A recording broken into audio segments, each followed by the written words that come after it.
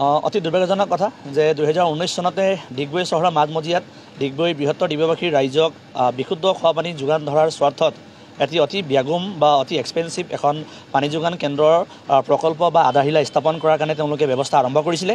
কিন্তু অত্যন্ত দুৰ্ভাগ্যজনক কথা যে আজি 2025 চন হৈ গ'ল, আজি পৰ্যন্ত ডিগবৈবাসীৰ ৰাইজে বিশুদ্ধ খোৱা পানী পোৱা দূৰৰ কথা, এই যি ব্যাগুম আঁচনিৰ পৰা বহুত বৃহৎ পৰিমাণে টকা খৰচ কৰি লোৱা যি আঁচনি আজি পৰ্যন্ত 50% সম্পূৰ্ণ নহ'ল বুলি ক'লেও কোনো ভুল নহ'ব। গতিকে আমি স্পষ্টভাৱে দাবী জনাব বিচাৰিছোঁ সদৌ অসম গোলাঘাট ছাত্ৰ সন্থাৰ তৰফৰ পৰা যে অতি সোনকালে বিভাগীয় কৰ্তৃপক্ষ বা স্থানীয় যিসকল জনপ্ৰতিনিধি আছে MLA পৰা আৰম্ভ কৰি MP সকল তেওঁলোকে অতি সোনকালে ডিগবৈ চহৰৰ মাজমজিয়াত থকা এই বিশুদ্ধ খোৱা পানী কেন্দ্ৰক অতি সোনকালে কাৰ্যকৰী কৰক, কাৰ্যক্ষম কৰক, সফল কৰক আৰু ডিগবৈবাসী ৰাইজক বিশুদ্ধ খোৱা পানীৰ বাবে তেওঁলোকে যোগান ধৰক। আমি গম পোৱা অনুসৰি বিগত মাত্ৰ কেইটামান মাহৰ আগত বৰ্তমান অসমৰ ডিব্ৰুগড় লোকসভা সমষ্টিৰ পৰা নিৰ্বাচিত হোৱা সন্মানীয় সাংসদ শ্ৰৱণেন্দ্ৰ সোণোৱাল ডাঙৰীয়াই ডিগবৈ টাউন কমিটিৰ এখন শপত গ্ৰহণ অনুষ্ঠানলৈ আহি পিনে তেখেতে ৰাজহুৱাভাৱে কৈ গৈছিলে সংবাদকৰ্মীসকলৰ প্ৰশ্নৰ উত্তৰত যে অতি সোনকালে এই পানী যোগান কেন্দ্ৰৰ পুনৰ কাম আৰম্ভ হ'ব আৰু অতি সোনকালে ডিগবৈবাসী ৰাইজে পানী যোগান লাভ কৰিব। কিন্তু দুৰ্ভাগ্যজনকভাৱে তেখেতে কোৱাও আজি 6 মাহ 7 মাহ উকলি গ'লে। গতিকে আমি ক'ৰবাত নহয় ক'ৰবাত ভাবিলোঁ বাধ্য হৈছোঁ যে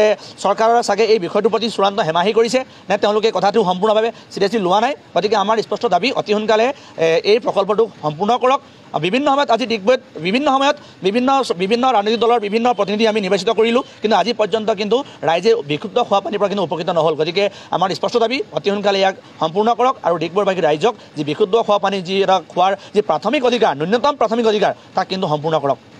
আমি সদৌ অসম গোলাঘাট ছাত্ৰ সন্থা ডিগবৈ আঞ্চলিক সমিতি হৈ আপোনালোকৰ মাধ্যমেৰে জনাব বিচাৰোঁ যে ডিগবৈ মাজমজিয়াত আমাৰ দেশ স্বাধীনতা হোৱাৰ পৰা এটা পানী বিকল্প অহা নাছিলে। কিমান MLA হ'ল, ইয়াৰ পৰা মন্ত্ৰী বনি গ'ল, কিন্তু আজিলৈকে আমি পানী যোগান এটা আঁচনি দেখিব পৰা নগ'ল।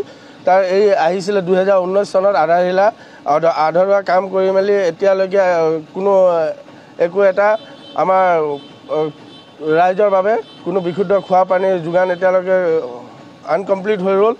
আমি সদৌ অসম গোলাঘাট ছাত্ৰ সন্থা হৈ আপোনালোকৰ যোগেদি জনাব বিচাৰোঁ যে এইটো অনতিপলমে হ'ব লাগে। ডিগবৈবাসী ৰাইজৰ অনতিপলমে বিশুদ্ধ খোৱা পানী যোগান ঘৰে ঘৰে পাব লাগে, নহ'লে অনাগত দিনত আমি গণতান্ত্ৰিক আন্দোলন কৰিবলৈ বাধ্য হ'ম।